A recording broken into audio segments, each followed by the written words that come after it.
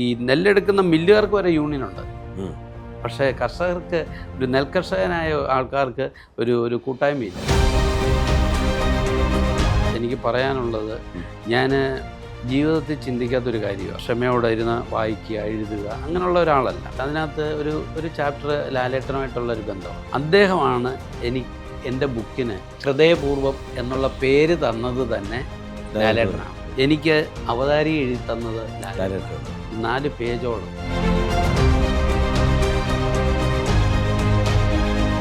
ഇവിടെ അതും ഈ സംസ്ഥാന സർക്കാരിൻ്റെ സംഭവം കൂടെ കിട്ടിയാൽ പോലും നമുക്ക് പിടിച്ചിരിക്കാൻ പറ്റുന്നില്ല. 3 വർഷം മുമ്പ് 40 രൂപയ്ക്ക് താഴെ അരിക്ക് വിലയുണ്ട്.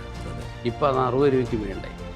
ഇത് ഇങ്ങനെ പോയി കഴിഞ്ഞാൽ കേരളത്തിൽ അതിവിദൂരമല്ലാതെ 100 രൂപയും 200 രൂപയും 500 രൂപയൊക്കെ ആകും. അപ്പോൾ ആ ഒരു അംഗീകാരം കിട്ടിയപ്പോൾ തന്നെ ഞാൻ അത്ഭുതപ്പെട്ടു പോയി. കാരണം ഞാൻ അതിനൊന്നും ഒരു അർഹനാണോ എന്ന്. പക്ഷേ ആ സമയത്ത്, ഞാൻ ഇറങ്ങിയ സമയത്ത് ഒരു ചെറുപ്പക്കാരൻ പോലും കൃഷിയിലില്ല. ഇത്തരം പല പദ്ധതികളും നമുക്ക് ഇപ്പം റബ്ബർ ബോർഡ്, അങ്ങനെ അതിന് വേണ്ടിയിട്ടുള്ള പല ആളുകൾ അതിനകത്തുണ്ട്. റബ്ബറിൻ്റെ താങ്ങുവില വേണം, സമരങ്ങളായി അതിനൊരു കൂട്ടായ ഒരു സംഘടന ഉണ്ടെന്ന് വേണമെങ്കിൽ പറയാം. ഇപ്പം പള്ളികൾ കേന്ദ്രീകരിച്ചൊക്കെ അച്ഛന്മാർ അതിനു വേണ്ടിയൊക്കെ ഒരുപാട് സപ്പോർട്ട് കൊടുക്കുന്നുണ്ട്. അവർക്ക് കൃഷി അത് അല്ല, റബ്ബർ എന്ന് പറയുന്നത് ഒരു കോട്ടയം ബേസ്ഡ് ആണല്ലോ. അപ്പോൾ അവർക്കൊരു കൂട്ടായ്മയുണ്ട്. അതവർ കാലാകാലങ്ങളിൽ സർക്കാരുകളുടെ പറഞ്ഞ് ചെയ്യുന്നു. പക്ഷേ ഇതിൻ്റെ ഒരു കൂട്ടായ്മ ഇല്ല എന്നൊരു തോന്നിയിട്ടുണ്ട്. അല്ല, അങ്ങനെ ഒരു കൂട്ടായ്മ ഇല്ലായിരുന്നു. ഈ കർഷകർക്കൊരു സംഘടനയോ ഒന്നും ഇല്ലായിരുന്നു. അങ്ങനെ മതമേലധ്യക്ഷന്മാരോ അല്ല, അങ്ങനെയുള്ളവരുടെ ഒന്നും ഇപ്പോഴും ഇല്ല. പക്ഷേ നമ്മൾ എന്ത് ചെയ്തെന്ന് വെച്ചാൽ, പാലക്കാട്, കുട്ടനാടൻ മേഖലകളിൽ കർഷകരെ, കാരണം എന്ന് പറഞ്ഞു കഴിഞ്ഞാൽ ഈ നെല്ലെടുക്കുന്ന മില്ലുകാർക്ക് വരെ യൂണിയനുണ്ട്. പക്ഷേ കർഷകർക്ക്, ഒരു നെൽകർഷകനായ ആൾക്കാർക്ക് ഒരു കൂട്ടായ്മയില്ല. അങ്ങനെ ഞങ്ങൾ ഒരു 2 കൊല്ലമായിട്ട് അതിന് ഒരു ശ്രമം നടത്തുകയും അതോടൊപ്പം തന്നെ അവരെ എല്ലാം കൂട്ടി ഒരു സംഘടന രൂപീകരിക്കുകയൊക്കെ ചെയ്തിട്ടുണ്ട്. ഇതുവരെയും അതിന് വലിയ കുഴപ്പമില്ലാതെ ഞങ്ങൾക്ക് അത് എത്തിക്കേണ്ട സ്ഥലങ്ങളിലൊക്കെ എത്തിക്കാൻ ആ പ്ലാറ്റ്ഫോം കൊണ്ട് കുറച്ചെങ്കിലും സാധിക്കുന്നുണ്ട്. കാരണം മറ്റേന്ന് പറഞ്ഞാൽ അങ്ങനെയില്ല, ഒരാൾ വിചാരിച്ചാൽ ഒന്നും ചെയ്യാൻ പറ്റില്ല. ഒരു കൂട്ടായ ഒരു പ്രയത്നം വേണം. അല്ലാതെ ഇപ്പം ഞാനിവിടെ നിന്ന് ഇത് പറയുന്നതെന്ന് പറഞ്ഞാൽ, ഞാൻ കുറച്ച് സിനിമയിലൊക്കെ അഭിനയിച്ച കുറച്ച് അറിയപ്പെടുന്നു എന്നുള്ളത് കൊണ്ടാണ് എനിക്ക് പറയാൻ പറ്റുന്നത്. അതേ സാധാരണക്കാരനായ ഒരാൾ പറഞ്ഞാൽ അത് കേൾക്കുന്നില്ല ആൾക്കാർ. അപ്പോൾ ആ കേൾവി ഉണ്ടാവണം. അത് ഞാൻ അവരുടെ ഒരു ശബ്ദമായിട്ട് വന്നതേ ഉള്ളൂ. അല്ലാതെ ഞാൻ അവരെ അപേക്ഷിച്ച് നോക്കുമ്പോൾ ഞാൻ അനുഭവ സമ്പത്ത് കൊണ്ടും എല്ലാ രീതിയിലും ചിലപ്പം വളരെ പുറകിലാകും. പക്ഷേ അവരുടെ ഒരു ശബ്ദമായിട്ട് ഞാൻ നിൽക്കുന്നു എന്നുള്ളത്. അല്ല, ഞാനിത് കോട്ടയം മേഖലയിൽ ഇങ്ങനെ ഒരു ആളുകളുണ്ട്, അവർക്ക് സപ്പോർട്ട് ചെയ്യാൻ പല ആൾക്കാരും. മറ്റുള്ള കാര്യങ്ങളായാലും മറ്റുള്ള സ്പൈസസ് അതിനൊക്കെ ഉണ്ട്. പക്ഷെ ഞങ്ങൾക്കതില്ല. അപ്പോൾ ആ ഇല്ലായിരുന്നതിനെ ഒന്ന് കൂട്ടിയിണക്കാൻ വേണ്ടിയാണ് ഇപ്പോൾ ഈ ശ്രമം നടത്തിയത്. അത് ഇതുവരെയും ഒരു ഫലപ്രാപ്തിയിലേക്കുള്ള പൂർണ്ണത എന്ന് ഞാൻ പറയുന്നില്ലെങ്കിലും കുറച്ചൊക്കെ അതിൻ്റെ ഇത് നടത്തി. അതിൻ്റെ പേരിലാണ് പല സമരങ്ങളും നടത്താൻ പറ്റിയിട്ടുള്ളത്. കുട്ടനാട്, അപ്പർ കുട്ടനാടൻ, പാലക്കാടൻ മേഖലകളിൽ നമുക്ക് സമരം ചെയ്യാൻ പറ്റിയ, ഈ പറഞ്ഞ പോലെ സെക്രട്ടേറിയറ്റിൻ്റെ അവിടെയൊക്കെ വന്ന് സമരം ചെയ്യാൻ പറ്റിയത് അങ്ങനെ ഒരു പ്ലാറ്റ്ഫോം വന്നതുകൊണ്ടാണ്. ഇല്ലെന്നുണ്ടെങ്കിൽ നമുക്കത് ചെയ്യാൻ പറ്റില്ല. തീർച്ചയായും. ഇപ്പോൾ നമ്മളിപ്പോൾ ആന്ധ്രയിൽ നിന്ന് അരി വരുന്നു, മറ്റ് സംസ്ഥാനങ്ങളിൽ അരി വരുന്നു, അവിടെ നിന്ന് ഇത്തരം വിഷയങ്ങളില്ല എന്നുള്ളൊരു ധാരണ ആണ് ഇപ്പോൾ സാധാരണക്കാർക്കുള്ളത്. എന്തുകൊണ്ട് കേരളത്തിന് മാത്രം ഇങ്ങനൊരു ഒറ്റ കാര്യം വിചാരിച്ചാൽ മതി, അവിടെ ഇത്രയും ചിലവില്ല. ഏറ്റവും കൂടുതൽ ചിലവുള്ളത് കുട്ടനാട്ടിലാണ്. അതുപോലെ പാലക്കാടൻ മണ്ണല്ല, മണ്ണിൻ്റെ രീതിയല്ല കുട്ടനാടൻ രീതിയല്ല നെയ്യാറ്റിൻകര അല്ലെങ്കിൽ തിരുവനന്തപുരം. ഇതൊന്നുമല്ല വയനാടൻ മേഖലകൾ. ഇപ്പം കേരളം പോലെയുള്ള ഒരു ചെറിയ സ്റ്റേറ്റിൽ പോലും പല ഇതിലാണ്. അതിലേറ്റവും കൂടുതൽ ചിലവെന്ന് പറയുന്നത് ഈ കുട്ടനാട് മേഖലയിൽ വരാൻ കാരണം ഈ വെള്ളം വറ്റിച്ച് പമ്പിങ്ങും ചെയ്ത് കൃഷി ചെയ്യണം. അതിനേക്കാൾ കൂടുതൽ ഈ പോള എന്ന് പറഞ്ഞൊരു സംഭവം, ഈ പോള വരിക എന്നൊക്കെ പറഞ്ഞാൽ വളരെ കോസ്റ്റ്ലി. നമ്മുടെ എന്താ പറയുക, ഈ കൃഷിക്കല്ല ഞങ്ങളുടെ ഈ കുട്ടനാടൻ, അപ്പർ കുട്ടനാട്ടിൽ ഏറ്റവും കൂടുതൽ ചിലവ് വരുന്നത് കൃഷിക്കല്ല. ഇതിനെ ഒരുക്കുക എന്നുള്ള മെയിൻ്റനൻസ്, അതായത് ഇതൊന്ന് ഒരുക്കിയെടുക്കുക എന്ന് പറയുന്നതിനാണ് ഏറ്റവും കൂടുതൽ ചിലവ്. അതേ സാഹചര്യത്തിൽ മറ്റുള്ളിടത്ത് അതല്ല. ഇനി മറ്റുള്ള സ്റ്റേറ്റിലേക്ക്, ഇപ്പോൾ ആന്ധ്രയിലെ കാര്യമാവട്ടെ, തമിഴ്നാട്ടിലാവട്ടെ, അവർ ഇതുകൊണ്ട് മാത്രം ജീവിക്കുന്നവരാണ്. അതാണ് അവർക്ക് എന്താ ജീവിക്കാൻ പറ്റുമെന്ന് പറഞ്ഞാൽ, അവിടുത്തെ ഇത്രയും ചിലവില്ല, ഒന്ന്, പിന്നെ രണ്ടാമത് കൂലിച്ചെലവ് അതിനേക്കാൾ നമ്മളെക്കാളൊക്കെ വളരെ കുറവാണ്. അപ്പോൾ എന്ന് പറഞ്ഞാൽ ഇത് 2 രീതിയിലുണ്ട്. ഇപ്പോൾ കേരളത്തിൽ കുറച്ച് നമുക്ക് അഡ്വാൻസ് ആയിട്ട് കേരളത്തിൻ്റെ ഒരു ബോണസും കൂടെ കിട്ടുന്നുണ്ട്. ആ കിട്ടുന്നത് കഴിഞ്ഞ സർക്കാർ കുറച്ചതുകൊണ്ടാണ് ഞങ്ങൾ വളരെയധികം ബുദ്ധിമുട്ട് അനുഭവിച്ചത്. അതേ സ്ഥാനത്ത് മറ്റുള്ള സ്റ്റേറ്റിൽ അത് വേണ്ട, കേന്ദ്ര സർക്കാർ കൊടുക്കുന്ന എമൗണ്ടിൽ തന്നെ അവർക്ക് ലാഭമാണ്. കാരണം ആ ഒരു കോസ്റ്റിൽ അവർക്ക് അത് ലാഭകരമായിട്ട് മാറും. ഇവിടെ അതും ഈ സംസ്ഥാന സർക്കാരിൻ്റെ സംഭവം കൂടെ കിട്ടിയാൽ പോലും നമുക്ക് പിടിച്ചിരിക്കാൻ പറ്റുന്നില്ല.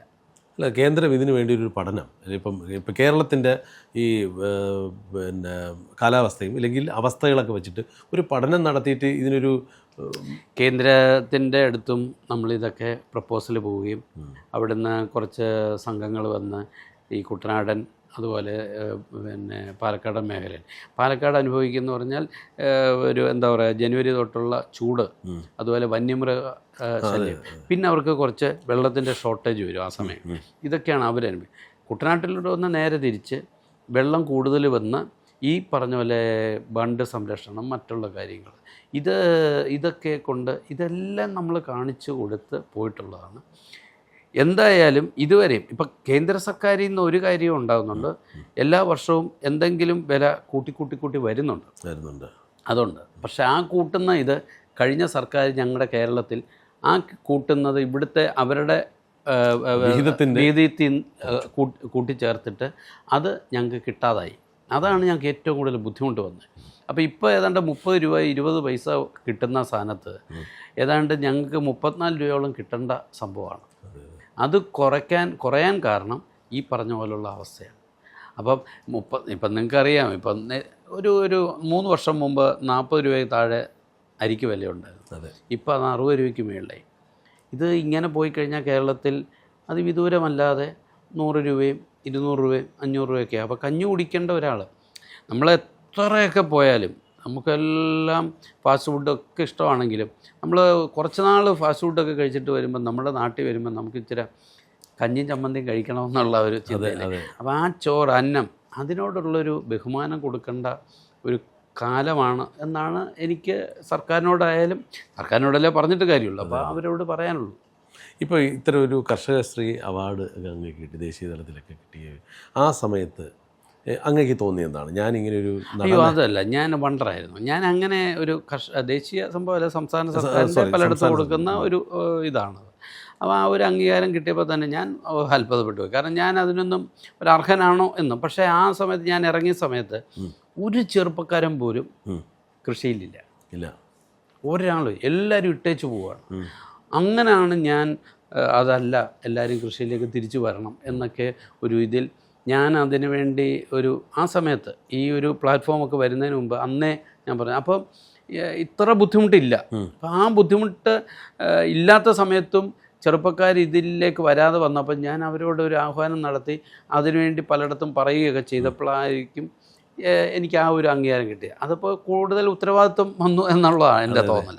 ഇപ്പോൾ ലാലേട്ടൻ ഇടയ്ക്ക് ഇങ്ങനെ കൃഷിയുടെ കാര്യങ്ങളൊക്കെ പറയും. അപ്പോൾ നമ്മളും അദ്ദേഹം ഒരു കർഷകനാണ്, സമയം കിട്ടുമ്പോൾ ചെയ്യാറുണ്ട്. അങ്ങ് ലാലേട്ടനുമായിട്ട് എങ്ങനെയാണ് ഈ കൃഷി സംബന്ധമായ കാര്യങ്ങൾ എന്തെങ്കിലുമൊക്കെ ഡിസ്കഷനിൽ വന്നിട്ടുണ്ടോ? ഞങ്ങൾ കാണുമ്പോൾ എപ്പോഴും പറയുന്ന അങ്ങനെയുള്ള കാര്യങ്ങളാണ്. പിന്നെ അദ്ദേഹത്തിന് വളരെ ഇഷ്ടമുള്ള കാര്യമാണത്. ഇനിയുള്ള ഒരു ഇതെന്ന് പറഞ്ഞാൽ എനിക്ക് പറയാനുള്ളത്, ഞാൻ ജീവിതത്തിൽ ചിന്തിക്കാത്തൊരു കാര്യമാണ്. ഞാൻ ഒത്തിരി എന്താ പറയുക, ക്ഷമയോടെ ഇരുന്ന് വായിക്കുക, എഴുതുക, അങ്ങനെയുള്ള ഒരാളല്ല. പക്ഷെ ഞാൻ ഈ കഴിഞ്ഞ ഇടയ്ക്ക് എനിക്കുണ്ടായ ഒരു വണ്ടർ എന്ന് പറഞ്ഞു കഴിഞ്ഞാൽ, ഈ പറഞ്ഞ പോലെ എന്നെ ഒരു ഫോഴ്സ് ചെയ്തെത്തി ഞാൻ എൻ്റെ ഒരു ചെറിയ ജീവചരിത്രത്തിൻ്റെ ഭാഗമായിട്ടുള്ള, എന്നാൽ ഞാൻ കൃഷിയിലേക്കുള്ള സംഭവം, കൃഷിക്ക് എന്താണ് വേണ്ടതെന്നുള്ള ഒരു രീതിയിലേക്ക് ഞാനൊരു ബുക്ക് എഴുതി. ആ ബുക്ക് എഴുതി കഴിഞ്ഞപ്പോഴത്തേക്ക് അതിനകത്ത് ഒരു ചാപ്റ്റർ ലാലേട്ടനുമായിട്ടുള്ളൊരു ബന്ധമാണ്. അപ്പോൾ ആ ചാപ്റ്ററിൽ അത് ലാലേട്ടനെ ഇവിടുന്ന് വായിച്ച് കേൾപ്പിക്കണമല്ലോ. അപ്പോൾ അദ്ദേഹത്തെ കണ്ട് പറഞ്ഞപ്പോൾ അദ്ദേഹം സത്യം പറഞ്ഞാൽ അത് വായിച്ച് കേൾക്കുകയും അദ്ദേഹമാണ് എൻ്റെ ബുക്കിന് ഇതാണത് ഹൃദയപൂർവ്വം എന്നുള്ള പേര് തന്നത് തന്നെ ലാലേട്ടനാണ്. അപ്പോൾ അദ്ദേഹം ഹൃദയപൂർവ്വം പടത്തിൽ അഭിനയിച്ചിട്ട് വന്ന സമയമാണ്. അപ്പോൾ അത് തരികയും എനിക്ക് അവതാരി എഴുതി തന്നത് ലാലേട്ടനാണ്. അത് ചുമ്മാ ഒരു 2 ലൈനല്ല, ഒരു 4 പേജോളം. അപ്പോൾ ഇത് എനിക്ക് എന്താ പറയുക ഒരു വലിയ ഒരു ഒരു ഒരു ഒരു ജീവിതത്തിൽ ഞാൻ എന്താ പറയുക ഞാൻ ഇങ്ങനെ ചിന്തിച്ചിട്ടില്ല. കാരണം ഇങ്ങനെ എഴുതാൻ പറ്റുമെന്നോ, കാരണം ഞാൻ അങ്ങനെ ഒരു എഴുത്തുകാരൻ എന്നുള്ള ലൈനിലുള്ള ഒരാളല്ല. അപ്പോൾ ഒന്നാമത് ബുക്ക് പോലും ഞാൻ ക്ഷമയോടെ ഇരുന്ന് വായിക്കുന്ന ഒരാളല്ല. അപ്പോൾ അങ്ങനെ ഞാൻ അതാണ്ട് ഇങ്ങനൊരു ബുക്ക് എഴുതുകയും ഷാർജ ബുക്ക് ഫെയറിൽ അത് റിലീസ് ചെയ്തു. അത് അവിടുത്തെ ഏറ്റവും നല്ല 3 ഫംഗ്ഷനുകളിൽ ഒന്നായി മാറി. അത് കഴിഞ്ഞ് ഈ പറഞ്ഞ നമ്മുടെ പത്മഭൂഷൺ മമ്മൂക്ക ദാദാ ഫാൽക്കെ അവാർഡ് ജേതാവായ ലാലേട്ടന് നൽകി ഞങ്ങളുടെ അമ്മയുടെ മീറ്റിങ്ങിൽ വെച്ച് ഇത് കേരളത്തിലും റിലീസ് ചെയ്തു. ഇതൊക്കെ എനിക്ക് കിട്ടാവുന്ന. പിന്നെ എൻ്റെ നാട്ടിൽ വന്നപ്പോൾ സുരേഷ് ഗോപി ചേട്ടൻ അദ്ദേഹവും ഇത് നാട്ടുകാർക്ക് സമർപ്പിച്ചു. അതുപോലെ കുട്ടനാട്ടിലെയും പാലക്കാടൻ മേഖലയിലെ കർഷകർക്ക് അവിടെയും ഞാൻ അവർക്ക് വേണ്ടി ഇത് സമർപ്പിച്ചിരുന്നു. ആദ്യം കർഷകരുടെ ഇതിലായിരുന്നു, കുട്ടനാട്ടിലാണ് സമർപ്പണം ഉണ്ടായത്. അപ്പോൾ എന്തായാലും ഇതൊക്കെയാണ് ഞാൻ ചിന്തിക്കാത്ത കാര്യം. അപ്പോൾ ഈ ലാലേട്ടനും ഞാനുമായിട്ടുള്ള ആ ഒരു ഇത് ഇതിൽ തന്നെ ഉണ്ട്, ഈ ബുക്കിൽ തന്നെ ഉണ്ട്. തീർച്ചയായിട്ടും. കാരണം എന്താണെന്ന് വെച്ച് കഴിഞ്ഞാൽ ഇങ്ങനൊന്ന് ഞാൻ ചിന്തിച്ചിട്ടില്ല, കണ്ടില്ലേ? അത് ഒരു വലിയ അനുഗ്രഹമാണ്, ഞാൻ ചിന്തിക്കാത്ത കാര്യമാണ്. തീർച്ചയായിട്ടും. അപ്പോൾ ഈ ഇപ്പോൾ പുതുതലമുറയ്ക്ക് വേണ്ടിയിട്ട് അങ്ങ് ഒരുപാട് സംസാരിക്കുന്നുണ്ട്. അവർ കൃഷിയിലേക്ക് വരണം, അങ്ങനെ എന്തെങ്കിലും ഒരു പ്ലാൻ കണ്ടെത്തിയിട്ടുണ്ടോ? അവരെ അട്രാക്റ്റ് ചെയ്യുന്ന രീതിയിൽ പിടിച്ചു നിർത്തണം, ഇവിടെ അവർ ഫ്ലഷ് ആവണം, അവരുദ്ദേശിക്കുന്ന സാമ്പത്തിക. അതല്ല ഒരു വ്യക്തി വിചാരിച്ചാൽ പറ്റുകയില്ല. ചിലപ്പം ഇപ്പോൾ എന്താ പറയുക, ഒരു ടാറ്റയോ അല്ലെങ്കിൽ മറ്റുള്ള അതുപോലെ ഒരു വലിയ കോർപ്പറേറ്റ് ഒരാൾ വിചാരിച്ചാൽ പോലും അവരോടൊപ്പം ഒരു സർക്കാർ നിന്നാലേ പറ്റത്തുള്ളൂ. നമ്മുടെ ഇവിടെ സർക്കാരിൻ്റെ ഒരു ഡിപ്പാർട്ട്മെൻറ്റ്, ആ ഡിപ്പാർട്ട്മെൻറ്റ് ഒരു വർഷം മേടിക്കുന്ന ഈ കാർഷിക വകുപ്പുമായിട്ട് ബന്ധപ്പെട്ട് ഒരു വർഷം മേടിക്കുന്നത് ഏതാണ്ട് 4000 കോടി രൂപയാണ് ശമ്പളം. മനസ്സിലായി? ഞങ്ങൾക്ക് നെൽകൃഷിക്ക് മാത്രമായിട്ട് ഏതാണ്ട് 1400 കോടി മതി. മനസ്സിലായി? അത് കൊടുക്കാൻ അവിടെ ഇല്ലാതെ അല്ല, ഇപ്പം ഞാൻ പറഞ്ഞത് ശമ്പളം കൊടുത്തോട്ടെ, ഉദ്യോഗസ്ഥർ വേണം. പക്ഷെ അതൊക്കെ അവർ പോലും എല്ലാവരും ഇപ്പോൾ ഉള്ള പുതിയ തലമുറയിലെ ഉദ്യോഗസ്ഥർ പോലും കൃത്യമായിട്ട്, കാരണം അവർക്കൊക്കെ ഒരു 1-2 കൊല്ലം ഇതിനകത്തൊരു എക്സ്പീരിയൻസ് ആയി കഴിഞ്ഞാൽ വേറൊരു ഡിപ്പാർട്ട്മെൻറ്റിലേക്ക് മാറുക, അല്ലാതെ ഇതിനെ സ്നേഹിച്ച് വരുന്നവരല്ല. അതായത് ഡൗൺ വർത്തായിട്ട് കാര്യങ്ങൾ ചിന്തിച്ച് ചെയ്യുക എന്ന് പറയുന്ന ആൾക്കാർ കുറഞ്ഞു. അപ്പോൾ അതുകൊണ്ട് പുതിയ തലമുറയിൽ ഒരാളോട് എനിക്ക് പറയാൻ പറ്റുമോ, നിങ്ങൾ അതൊക്കെ കളഞ്ഞിട്ട് ഇവിടെ വന്ന് കൃഷി ചെയ്യാൻ പറഞ്ഞു കഴിഞ്ഞാൽ നാളെ അവൻ എന്നെ ഓടിച്ചിട്ട് ഓട്ടിയത്തില്ലേ? അപ്പോൾ അതല്ല കാര്യം. അവർക്ക് സംരക്ഷണം കൊടുക്കാവുന്ന രീതിയിൽ ഒരു സാഹചര്യം നമ്മുടെ സംസ്ഥാന സർക്കാർ ചെയ്തു കൊടുക്കണം. അതിനോടൊപ്പം തന്നെ കേന്ദ്ര സർക്കാരിൻ്റെ ഭാഗത്തുനിന്നും എല്ലാം ചെയ്തു കൊടുത്തെങ്കിൽ മാത്രമേ നമ്മുടെ ഇവിടെ കർഷകരുണ്ടാകത്തുള്ളൂ. അതുകൊണ്ടാണ് പറയുന്നത് കർഷകർ എന്ന് പറയുന്നത് നമ്മുടെ ഇവിടെ ഇല്ലെങ്കിലും മറ്റുള്ള സ്റ്റേറ്റുകളിലുള്ളത് കൊണ്ട്, കാരണം അവിടുത്തെ പ്രൊഡക്ഷൻ വളരെ കൂടുതലാണ്. അപ്പം നമ്മുടെ ഇവിടെ ഉള്ള ചെലവുകളെ അപേക്ഷിച്ച് നോക്കുമ്പോൾ നമ്മുടെ ഇവിടുന്ന് കിട്ടുന്നത് ഏതാണ്ട് വളരെ തുച്ഛമായ പെർസെൻറ്റേജാണ്, വളരെ തുച്ഛം. അപ്പം മറ്റുള്ള സ്റ്റേറ്റിലൊക്കെ അതിൻ്റെ ഭയങ്കര എക്സ്പോർട്ടിങ്ങിനും അത് അധികമായിട്ടും കിട്ടുന്ന ഒരു അവസ്ഥ വരുമ്പോൾ കേന്ദ്ര സർക്കാരിനെ സംബന്ധിച്ചോളം അവർക്ക് കേരളത്തിൽ നിന്നുള്ള പ്രൊഡക്ഷൻ മസ്റ്റല്ല. അപ്പോൾ നമ്മളെന്താ ചെയ്യേണ്ടത്? ഇവിടെയുള്ള കർഷകരെ നിലനിർത്താൻ വേണ്ടി സ്റ്റേറ്റാണ് അതിനൊരു ബോണസ് കൊടുത്ത് പ്രത്യേകമായിട്ട് ചെയ്യും. അതോടൊപ്പം കേന്ദ്ര സർക്കാരിൽ നിന്ന് കിട്ടേണ്ട എല്ലാ ആനുകൂല്യങ്ങളും കർഷകർക്കും സ്റ്റേറ്റും മേടിച്ച് അത് ചെയ്ത് നൽകിയാൽ മാത്രമേ നാളെ ഈ കൃഷികൾ ഇവിടെ നിലനിൽക്കൂ. തീർച്ചയായും. ഇപ്പോൾ ഓണം വരാൻ പോകുന്നു. അതെ. അപ്പോൾ ഓണത്തിന് എങ്ങനെയാണ് കർഷകരുടെ അവസ്ഥയെന്ന് അങ്ങ് പറയാതെ പറഞ്ഞു. 2 കൊല്ലം മുമ്പ് ഞങ്ങൾ നെല്ലിൻ്റെ പൈസയൊക്കെ കിട്ടാതെ ഞങ്ങൾ ഉണ്ണാവൃതമൊക്കെ ഇരുന്ന കാര്യങ്ങളറിയാം.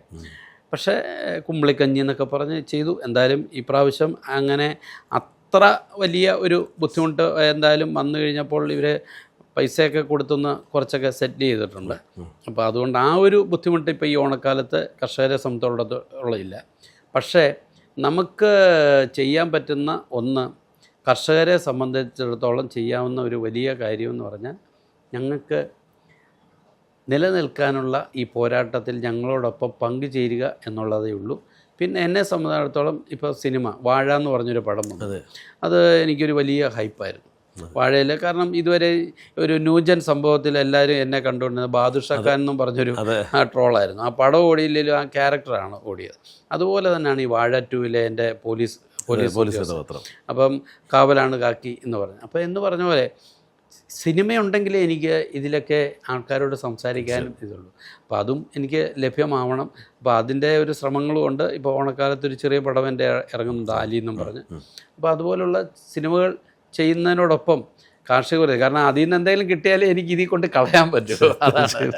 തീർച്ചയായിട്ടും ചേട്ടാ, ഈ ഓണക്കാലത്ത് എല്ലാ ഭാവങ്ങളും അങ്ങയുടെ പുതിയ സിനിമകൾക്ക് എല്ലാവിധ ഭാവങ്ങളും, ഒപ്പം നമ്മുടെ നാടിനെ അന്നം ഊട്ടുന്ന കർഷകരോടും ഒരുപാട് സ്നേഹവും ഞങ്ങളുടെ അമേസിംഗ് റേയുടെ ഭാഗത്തുനിന്ന് ഒരുപാട് സപ്പോർട്ടും തരാനായിട്ട് ആഗ്രഹമുണ്ട്. കാര്യം ഞങ്ങളും കാർഷിക വൃത്തി ഇഷ്ടപ്പെടുന്ന ഒരു ആളുകളാണ്.